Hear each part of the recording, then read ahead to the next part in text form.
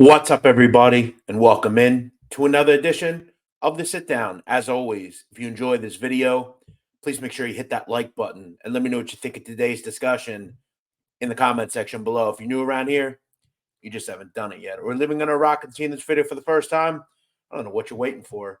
Hit that subscribe button below now so you never miss another sit down video. Also, if you enjoy cigars, spring is coming. Make sure when you're sitting out in your patio or on a walk with the wife or husband, you have a sit down cigar ready to puff on.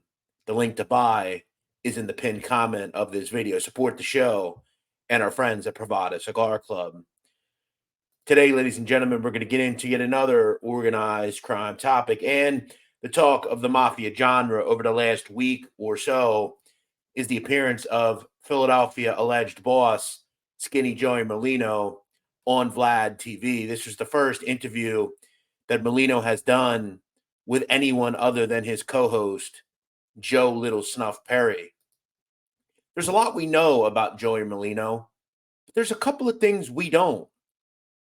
Here are 5 things I learned from Joey Merlino's interview on Vlad TV. I would urge you to go become a member of Vlad's platform. You can watch the entire interview right now.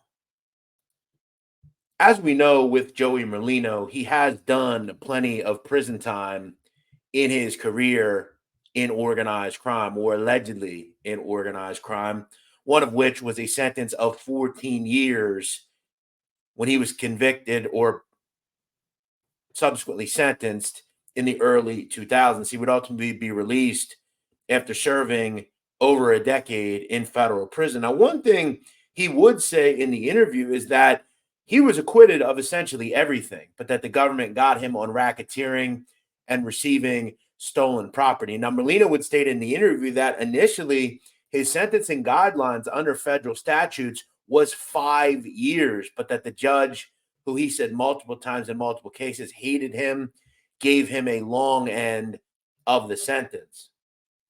Now, Merlino was asked about the sentence due to the fact that he would state when he got sentenced to 14 years that it's, quote, better than the death penalty, which he was facing.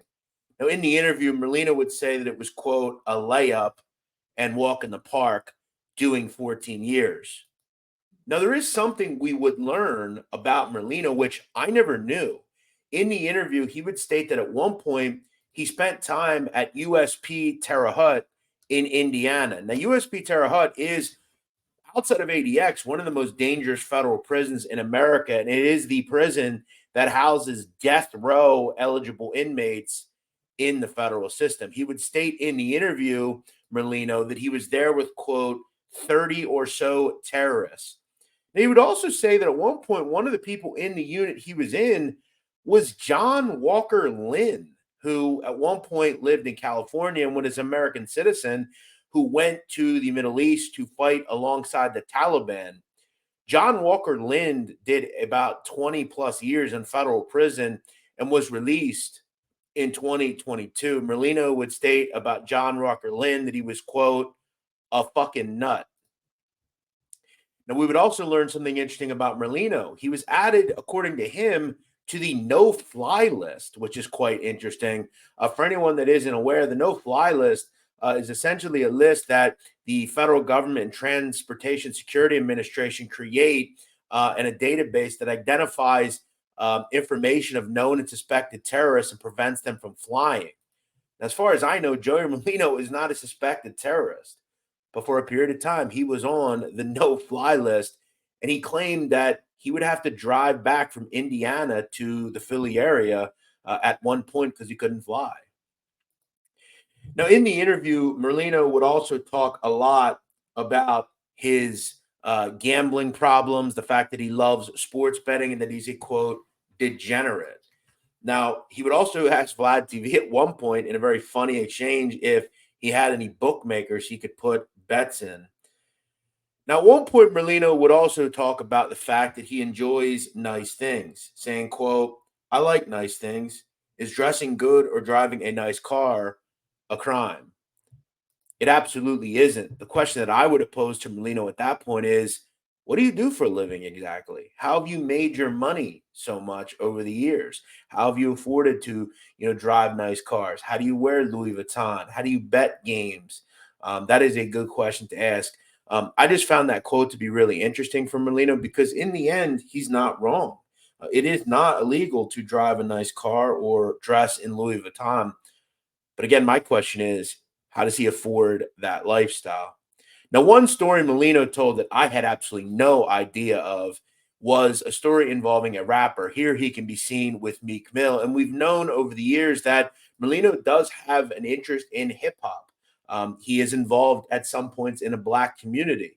Now, during the 90s, Molino told a story that a lot of us know that he used to run around with a person called Tommy Hill. Tommy Hill was a rapper out of North Philadelphia, out of Richard Allen housing projects that was a part of a group called Ram Squad. Now, Merlino stated that he, alongside a Jewish business associate of his, helped get Tommy Hill and Ram Squad a deal with Universal Records. Merlino told Vlad a story that at one point they got Tommy and his cohorts a hotel room down at the old Holiday Inn on Packer Avenue. Today, that is the site of Philly Live Casino. He would state that Tommy Hill and his cohorts were smoking a lot of weed, stinking up the place, and that guests were complaining. Joey mentioned that he went down to the hotel to try to get through to Tommy. Hey, you got to stop. To which he states that a woman who he didn't identify initially stated to him, quote, "Can you get me a record deal too?" To which he kind of just put off and didn't really pay much attention to. He then stated that he would then get arrested. And a year or so later, he would see the woman on TV and she was famous. He would quote that it was none other than the rapper Eve, who would go on to become a multi-platinum recording artist. She's an actress. We've seen her in films like Barbershop. And Joey kind of chalked it up to bad luck, which I guess you kind of could say is bad luck. We could say Joey may still be earning money today due to kind of discovering Eve, if you will. I found that to be more of kind of one of the better stories of the interview. There's all sorts of good stories that Joey tells. Now, there are two things throughout the interview that Joey Merlino makes very clear. One of which is he doesn't want to talk much about the word mafia. He was very mum on his own father, Angelo Bruno, Nicky Scarfo, anybody, anything that can connect to the mafia world, he did not want to talk about. But there is one thing he did want to talk about, and that was mob informants. There was a certain undertone of the interview that is the same song and dance from Merlino from interview to platform. It is his disdain for government informants. At one point, he would talk openly towards the end about Sammy Gravano saying, quote, "I gave out turkeys. Sammy Gravano gave out ecstasy." He also had a very poignant quote about mob informants stating, "The handcuffs change the rats." And he's not wrong. You have to ask yourself, what would all of these individuals do that are either on YouTube or have cooperated with the government if the government never came calling? They only want to cooperate when the government calls. It's not like they say, hey, I want to work with you now. I'm not under indictment, but I just feel like giving back. He is right on that level. He would also talk very openly about whom he would call a, quote, fat piece of shit. He would be talking about this guy, Ron Previty. Now, as we know, Previty was a man who made his way into the mafia after a time with the Philadelphia Police Department. Now, I have discussed Ron Previty here, and you can learn more about his life and his time as a police officer. Merlino made some very interesting comments that he quotes that at one point on Wiretap, he had Previty telling multiple people that he committed some very grave and depraved things as a cop. At one point, Merlino claims Previty told him that when he was an officer in West Philadelphia, he would throw black people down flights of steps, rob and extort them, and even beat them. And Merlino related it to today with Black Lives Matter movement, and that Ron Previty will have a lot of problems if those tapes came to light. Previty, as we know, died around 5 years ago. This interview is historical. This is the first time we have essentially ever seen a person to the level of Merlino speak to anyone outside of a random street interview or something of that nature. It's very interesting that in 2024, we have someone who many people would believe is a mobster on YouTube. Now, again, I'm not going to delve into some of the things that I think about Joey Merlino. I think he is at one point, though, very interesting, and we have to give him the credit for coming on here. A lot of people will go to their grave with their stories, and good for Joey for obviously making some money off of it.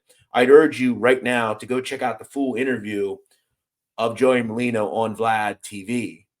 Wonder where he will interview next. Who would you like to see interview Joey Merlino?